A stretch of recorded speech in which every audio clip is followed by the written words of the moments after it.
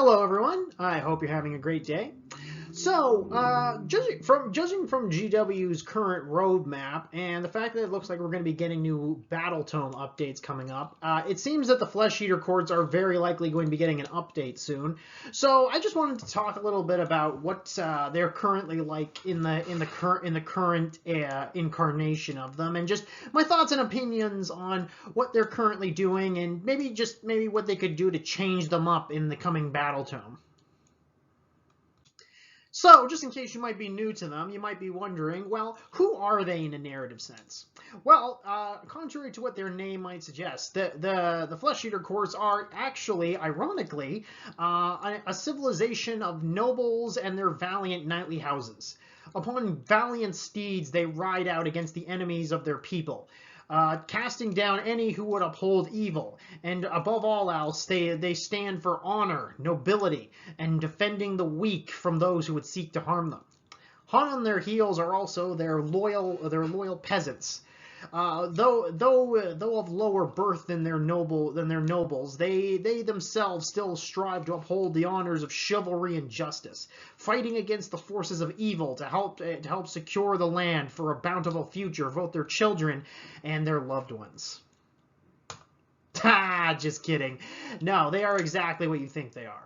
The Flesh Eater courts are in fact a faction comprised of both debased mortal cannibals and voracious near feral vampires, all under the sway of a madness known as the Flesh Eater curse. Though in their minds they may see themselves as either a noble knight, a valiant king, or simply a peasant farmer defending his homestead, they are all in fact gripped by a madness that changes their perception of reality. When they are eating their vanquished foe in great goblets of flesh and viscera, they themselves see it as simply triumphing against their foe with a bountiful after-battle feast. Or perhaps maybe they even see themselves as part of a benevolent religious order, simply bringing out their ways to other peoples to show them the beauty of their gods, when in fact they're really just rampaging into neighboring lands and devouring everything that they see. Regardless, the Flesh Eater courts are a very interesting and unique army in Age of Sigmar. While they are technically under the reign of Grand Alliance Death, they are in fact a complete wild card, allying and attacking all those around them in seemingly random moments. Their madness forcing them to not be truly united or in any singular purpose. They simply exist in their madness to attack and devour others, or in fact maybe even infect others with their madness themselves, bringing them into their debased courts. Though they are mad to say the least, they are also still very great practitioners of death magic, allowing them to summon great undead beasts and even warp their bodies in new and interesting ways. Yeah, no, the Flesh Eater courts are truly one like no other. So the story so far from them. Well, the abridged version is essentially, it all begins in the Age of Myth in the realm of Shyish. When Nagash finally arrived there after the calamity in the world that was, he saw a realm quite to his liking. However, one thing he didn't like was the fact is at this time there were many other mortals and death gods also vying for control of the place. And Nagash being Nagash, he immediately sought to be the sole ruler of the realm. In doing this, he summoned great hordes of both undead creatures and monsters to serve as his army. Unfortunately, as I mentioned, there were many other death gods and eldritch horrors and many other minor claimants to the throne of Shyish that stood against him. And as powerful as Nagash was, he was smart enough to realize that he simply couldn't do all this by himself. In so doing, he had to court the loyalty of both mortal and undead individuals to help him in this task. But be they White King or Necromancer. However, remembering their use in the world that was, Nagash also decided to resurrect the extinct race of vampires. So he eventually managed to find the soul fragments of his former Mortarchs, Manfred, Neferata, and Ashurin, and bring them into the mortal realms. From them, vampirism spread throughout the realms themselves, and the vampires returned to prominence in the realm of death. However, there are also rumors, though, that Nagash wasn't the only one to do this, with certain other death gods also creating certain lineages of vampires themselves. For example, the Virkos were believed to have gotten their vampirism from an undead god beast during this time. However, that can be disputed. Now, this is essentially where the story of the Flesh Eater courts begin. For apparently, at some point, Ashurin gained Nagash's displeasure for apparent betrayal. Whether this is true or not will probably never be known. But Nagash subsequently cursed Ashurin with a terrible body transformation that altered his once divinely beautiful features into an ugly and debased, abhorrent vampire who was entranced by a madness that drove him into the wilderness. Followed by his retainers, who themselves became the first ghoul kings. They also became infected with Ashurin's madness and curse, beginning to tear and devour their former countrymen. From these, they raised a great army of horrors that eventually even Nagash couldn't ignore, who then sent his armies to fight them one-on-one, with eventually even the Mortarchs and Nagash himself having to intervene in the conflict. Eventually, after many battles, Nagash and the Mortarchs were triumphant over Ashurin's monsters, and though there were many casualties, Nagash reigned supreme. Eventually imprisoning Ashurin in a specially designed prison whose interior was a collection of mirrors that reflected only Ashurin's greatest misfortunes and half promises, which further destroyed what was left of Ashurin's very thin sanity. This would have been the end of the Flesh Eater Court's story if it wasn't for the Age of Chaos. The coming of Archaon and the Force of Chaos brought the Age of Myth to an end and beginning of the early stages of the Age of Chaos. The forces of Chaos rampaged like a juggernaut across all the realms, Shyish included. The Pantheon of Order, who ruled the realms in addition to Nagash, rose up to stop them. But Nagash's ever-mercurial nature eventually led him to betray his former allies in the Battle of the Burning Skies, abandoning them to their fate while he returned to Shyish to protect only his domains and leave the rest to fend for themselves. Sigmar, the arguably true ruler of the Pantheon of Order, did not take kindly to this. He marshaling a crusade, he barreled into Shyish to take vengeance on Nagash. And during these calamities, Ashurin's cage which imprisoned him was destroyed, allowing the Ghoul King to escape. So I guess, yes, you could make a very compelling argument that Sigmar was just as guilty for the Flesh Eater courts as Nagash. From this, Ashurin was free again. In so doing, he freed his retainers, who themselves had fully given into madness, and they were free once again. Many of his retainers eventually left Ashurin to found courts of their own and spread the Flesh Eater court's curse throughout the realms. What eventually became of Ashurin is currently unknown, as there have been no sightings of him in the current Age of Sigmar. Some believe that he is dead. Perhaps he was killed during his initial rampage after being freed. Others believe that he simply went into hiding to escape the wrath of Nagash. Honestly, as of this moment, we have no concrete evidence, but one thing is certain: the damage that he has done to the realms is very apparent. So, this is just the abridged version. If you would like some more information regarding the subject, some good sources you could take a look into include the core rulebook, the Age of Sigmar battle tome, specifically the ones regarding the Flesh Eater courts, the books from Black Library. Several of them feature the Flesh Eater courts in prominent roles, and it's a good way to get an idea for them. A good book you might want to start with is Ghoul Slayer, one of the Gotrek series. In addition, the Soulbound RPG it goes into much more detail on the various factions of Age of Sigmar. That's a good place to check out. And if you want to look online, I find the Age of Sigmar Lexicanum is a great source of online information if you want to do your own personal research. So, how do they work in theory? Well, the Flesh Eater courts are very much a glass hammer. Is a very much a glass hammer army. The idea behind them is that they are extrudingly fragile, but they hit much harder than would be expected of them. One of their biggest mechanics that they were initially given was the Feeding Frenzy command ability, which allowed them to immediately attack after attacking previously. So basically, each unit could double tap.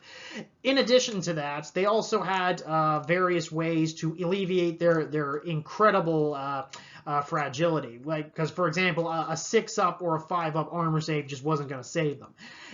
What they did get, however, was arguably some of the best summoning mechanics in the game, where their summoning was not based on spells or some kind of arbitrary mechanic. You simply just spended command points. And you could summon in units from your Flesh Eater Court heroes. In so doing, you could get many different units on the board, more than you initially would have started with. In addition, Flesh Eater Court's heroes could also replenish currently depleted units, such as, for example, on a 2+ Flesh Eater Court's heroes could return ghoul models to units, and on 5+ they could return knight units. In addition to this, they even have certain sub-factions that could return entire destroyed units of ghouls right to the table at full strength. This allowed them to make up for their inherent fragility. In addition to this, Flesh Eater Courts had great hero synergy with some of the best, I would say, mounted heroes in the game, with the Ghoul King on Terrorgeist or Ghoul King on Zombie Dragon, who not only were powerful force multipliers, were also arguably the army's main offensive weapons. The army itself overall has a relatively low model count variety, in that there's technically only like 3. I think there's only like 3 model scalps that you can just change into different units. But the army has many different ways of playing them. You could go all serfs with mass bodies on the table, or you could go all elites, focusing simply on your winged and non-flying knights, such as the flayers. Or you could just go pure monster mash, and just with a sub-faction that even lets you would take Terrorgeist and Zombie Dragons as battle line. So I must admit, for such a low model count army, they found a lot of ways to squeeze out as much variety as they could from the army. So now that I've pretty much gone over how they work, now I'd just like to discuss some of the things that I kind of hope they address in the inevitable update coming forward. Now, before I continue, I just want to stress that I don't actually think, as they are now, they're completely unplayable.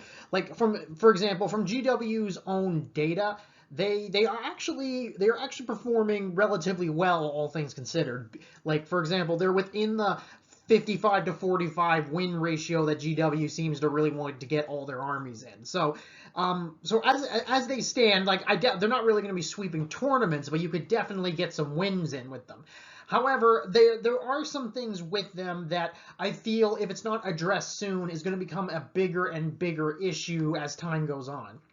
One thing that I would like to see addressed is, well, for one thing, how they work with the current changing game meta. And by that I mean how the game literally functions.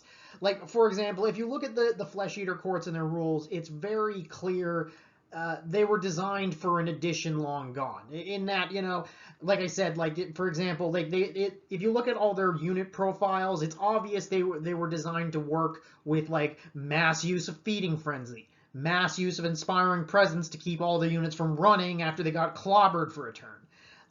They're just not as it stands right now. They're definitely losing more and more as time goes on. And this again, and as I said, it stakes back to changes with how command abilities and stacking works. This was an army that was very clearly designed to have to stack on the buffs to make them better. But now that's definitely changed in how that's supposed to work. Now there have been but now there are newer ways to stack stuff, and there have been changes that do benefit them. For example, changes to Mystic Shield that does benefit them too. But the problem is, when this is taken into account with everything else they're gradually losing, it's just not quite a bit. In addition, like, for example, things like coherency is now more important. Like, less so for their monsters and their serfs, like their ghouls, because, one, the monsters don't have to worry, are usually in combat, and the ghouls have a small enough base. But, for example, their knights, on the other hand, they're pretty much all have to worry with their 1-inch reach, which may become a bigger issue as if you try to, like, for example, like, reinforce them. In addition to that, like, as newer and newer armies keep getting released, we're seeing that for the most part they're interacting with the current rule set and function with them a lot better than the Flesh Eater courts, which is, in my opinion, an innate disadvantage. Even if they can hold their own in some cases, right here, like I said, they don't. It's like basically like they're like all the newer models are getting like software updates that work perfectly with them, while we're still using the old gen stuff. You know what I mean? And this also all ties back into the fact is this army was initially designed as a glass cannon. But like I said, as time is going on, they're getting to be a lot more glass and a lot less cannon. Again, like I said, when this army was designed, it was clearly made with the idea that like these units could use Feeding Frenzy to attack twice, one after the other. Like, this unit goes in, attacks, then attacks again. This unit goes, it attacks again, etc. Because the thing is, like, like units with like a 4+ to hit, a 4+ to wound, no rend, and 1 damage, like, in and of itself is not very good. Yes, if it had Feeding Frenzy, it would be a lot better. But like I said, Feeding Frenzy is now a much more limited resource. So now a lot of the units are just having to deal with the fact is their melee profile is, quite frankly, quite poor, and there's only so many other buffs you can put on to make them better. And the problem is then you run into the issues of things like all-out attack, all-out defense, Mystic Shield. So those two things stacking means that your Flesh Eater Court's overall rather poor attack profile and severe lack of rend is really starting to bite them. Like, for example, like certain armies like Stormcast Eternals or Slaves to Darkness. Like, you can very easily get like giant 30 wound anvils that just, well, maybe not 30 wounds, but you get what I mean. Like, you can get these giant anvils that could very easily get up to be like a 2+ save, and pretty much anything in the Flesh Eater Courts when it hits that will just bounce right off unless they're a Terrorgeist. And that's becoming more and more a problem as more and more armies are released. And now on the one hand, they too themselves can also utilize all-out defense and Mystic Shield, but the problem is they're just so innately fragile. It's just not enough to really help them. Like I said, there's a lot of these guys are starting off with like a 6-up, 5+ save. Even many of the heroes have that. Like, even all-out defense on that isn't going to save them, because even just a little bit of, even just rend 1 is really going to hurt them. And like I said, this is an army that is, quite frankly, painfully desperate for command points, because like I said, they need it for summoning, they need it for Feeding Frenzy, they'll probably need it for Inspiring Presence at some point. Like, you can't just be just throwing it away on a needless all-out defense that probably won't do anything. And I've already mentioned they have low weapon range, and this is like, now another thing I also want to bring up too is the Bounty Hunters was a very big deal, I found, for Flesh Eater Courts, because like I said, pretty much everything in the book, barring the heroes and the monsters, were Galatian veterans. Like, for example, like everything was 4 wounds or less, so that made them very susceptible to Bounty Hunters. Like, they were already painfully fragile. Well, this just kind of just pushed them over the edge. Just a little bit. I mean, sure, they liked being Bounty Hunters, but they didn't like being susceptible to it. In fact, this is actually something I feel was almost like a backhanded upgrade for them, Bounty Hunters being removed, because I think they were more vulnerable to it than they took advantage of it, in my opinion. Now, some changes with internal balance I think would be very good. Like for example, like there are units in this book that are just blatantly auto-include. Like, for example, you know, like Ghoul King on Royal Terrorgeist. Like for example, like that thing can be kitted out to be ridiculous. It was like, I think it's like one of the few units that could still like re-roll, that like one of the last remaining, like, you know, like re-rolling hits so they could fish for sixes. You know, you could buff up their claws. Like it was just like basically it's just too good not to take, and I don't like that. Like again, like honestly, the picture next to auto include, I feel, could be the Ghoul King on Royal Terrorgeist. And again, this also ties back into the army's problem. It's a very hero dependent. Now, I'm not saying that's inherently bad, but when you have heroes that are, like, barring a couple, are this fragile, you're basically just putting another bullseye on their head on a target that's honestly not that hard to kill. So, like I said, I think they need to either buff, like going forward, they need to buff heroes to make them more resilient, or make it so that if, you know, you lose all your heroes, you're not just dead. You know what I mean? Another thing too is summoning. I think they need to find a way to balance summoning better. Again, because like I said, I like the idea of the summoning mechanic. Like I like it as just another option that any army can use. Like, you know, like what I don't like is when summoning is basically the only thing keeping you on the board at all. Like, for example, because like I said, look at Heathen Knights of Slaanesh. Like, as they currently stand, if they're not summoning, they're dying, and then they're losing. And that can be very true for many different builds for Flesh Eater Courts. Like, I think they need to, like, fix the internal balancing of the book so that you can still win even if you don't summon, but summoning is still a valuable asset. Like, that's how I want summoning to be like. Just summoning, like, something that I can utilize, but something I don't need to necessarily game for, if you know what I mean. And as I've mentioned before, some certain builds in the book are very obvious take, as in, like, for example, like building your army around your you know, your crypt, your Ghoul Kings on Royal Terrorgeists, or maybe on your zombie dragons, like building around them and then just filling out, you know, like basic battle line after that. Now, obviously, there are other builds to that, but from what I've seen, that's a definite, that seems to be the preeminent, like, competitive build, because their defensive output is just so laughably good. Like, I feel like that needs to be addressed to some extent. And that also brings me back to some, like, to the mechanics of the book itself. Like, a lot, like, the book is just screaming, "I'm old, please help me."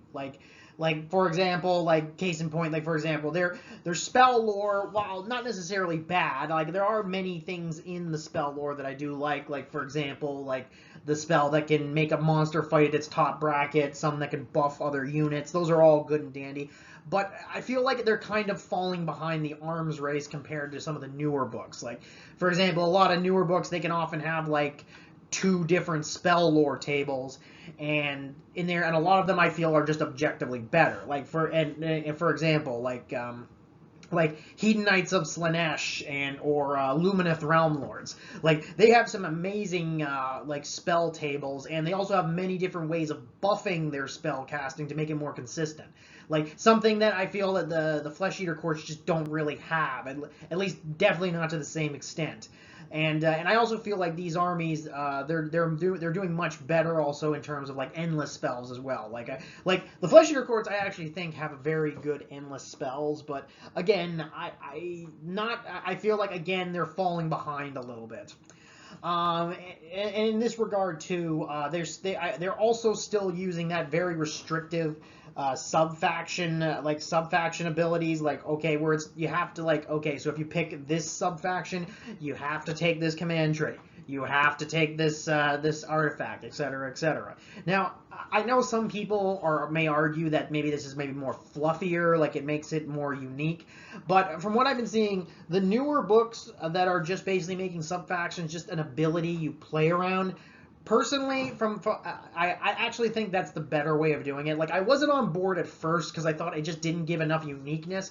But from what I found, that the fact that it encourages you to build around an ability, plus maybe unlocking a battle line, actually makes it quite fluffy in and of itself. And it gives you much more flexibility to pick and choose the different command tricks and artifacts. So yeah, this, I think they really need to fix that up. Like, just make it like the others, and they probably will. Again, the unit profiles across the board way too tame. These were all from like earlier second edition, where they could get away with like unit profiles where like they're basically just like 4+4+, no rend 1 damage, or 4/3 no rend 1 damage, but maybe does a mortal wound. Like, those are just way too tame for what it is here. Like, they can't take a hit. And unless they're being buffed through, and at least they're being buffed, unless they're being buffed by like 3 different things, they can't hit hard enough to really make up for it. I think they just, like, for example, I think this would fix a lot of the problems if they just made their unit profiles just good in and of themselves, but that doesn't require them to be buffed to the stratosphere just to be mediocre, And in addition to this, I also feel a lot of the newer books have much better internal mechanics. Like now this isn't necessarily the Fleshier Court's fault because they're an older book, but just a lot of new books, like for example, they utilize like heroic actions better. They utilize like monstrous rampages better. For example, they take it, like, you can tell the book was written with current rule sets in mind, like, greater coherency restrictions. Like I said, you can't, like, the fact that they're save stacking with, Mystic Shield, and all out defense is now a thing. Like, so it's just, you can tell that they were made for like the current edition. Like, for example, with the Magakin of Nurgle, or the Stormcast Eternals, or the more recent Disciples of Tzeentch. They have good unit like War Scroll profiles. They allow and encourage multiple ways to play the army that are still competitive. And in addition to that, they allow for more interaction with their own rules. Like, for example, like, look at the Fire Slayers. Like, they can do all monsters too, but I feel they have a lot more interactivity. Like, for example, like, all their monsters in a certain sub-faction get 2+ wounds. And also you can get monsters can take a mount trade. And they also have much more ways of making them tougher, and they can take a hit more. It's just you can tell just a little more thought went into them. And I feel the Flesh Eater Courts can really benefit from some of that. But I think even more than that, Flesh Eater Courts, I think, are definitely also lacking in model updates, and also narrative push. Like, in my opinion, in terms of the narrative of the overall Warhammer Age of Sigmar, they really are just kind of the black sheep. Like, for example, there's no central leader figure that's directing them towards anything. They're not really tied into any grand events. They don't have any like overarching goal. They're kind of just running around the realms, bumping into things. Like for example, like, look at the Gloomspite kits. Like, they have Skagrot and the Bad Moon trying to bring about the Everdank. You got the Ironid Deepkin making, shadow deals with Order and Marathi. You've got the Beasts of Chaos. Like, they don't have a central figure yet, but at least they've recently become very prominent in the narrative, as arguably the face of chaos in the era of the Beast, and how they're trying to agitate the land of Gur to facilitate their version of the era of the Beast. Like, they're doing stuff that's affecting the narrative. Like, Flesh Eater Courts, like, whenever they come up, they're either a supporting force to the main characters, or they're just some random enemy that just appears as a wild card in a narrative. Like, they're not really, like, they're all just a bunch of like separate grand courts just kind of doing their own thing. They're not really doing much. Like Like I would like to see them like have something, some more grand goal, or maybe just like, or broad strategy that makes them, you know, that pushes them towards something. Like, or maybe just, or I don't know, maybe, like for example, one thing they could do is just like, you know, bring back Assurant. Like if they have a big central figure of the, like, figurehead of the faction, they could, I feel that they could be a lot more prominent in the narrative. But you know, again, that's neither here nor there. Yeah. So overall, what my thoughts are, I feel that the Flesh Eater Courts have an amazing concept. That in the idea of a group of cannibals who are so deluded in a magical curse that they see themselves as something else. And I feel like their rule set, even though very outdated, are still surprisingly effective in the current meta. But I feel that there's a lot of room for improvement, and I feel going forward, I think they need to be greater integrated into the larger story of Age of Sigmar, at least more to the extent that they are. Because remember, they are still part of the Grand Alliance of Death. But they don't get treated enough that they are. So anyway, let me know your thoughts, and those are my thoughts, and I hope you enjoyed the video. Yeah, so have a nice day, and see you later.